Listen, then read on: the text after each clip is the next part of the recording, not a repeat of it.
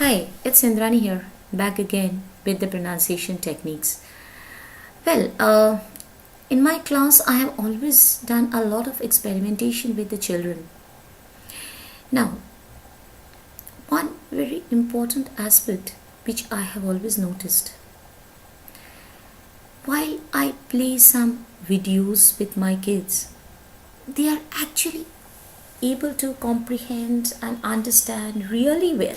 And when they're listening to it, they are understanding fairly well and they are able to give me most of the replies. If I ask them any question from anywhere, someone or the other in the class, you will always come up with the answers. But there is always another part to it. If you play an audio story, or maybe a song, or maybe any script, which when you where it's nothing related to visual, it's just the audio, you will find that the same kids, amazingly, they don't respond well. Mostly they are not able to comprehend the entire part of it. What do you get from this?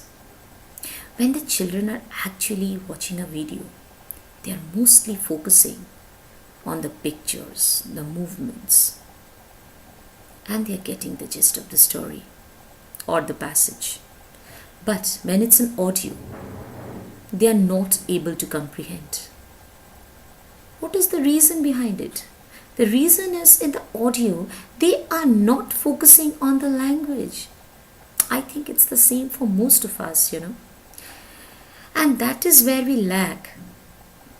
We are all good speakers, but we are mostly poor listeners. In fact, if we can improve our listening skill, most of our problems get solved. Several times I've experienced another problem with the kids.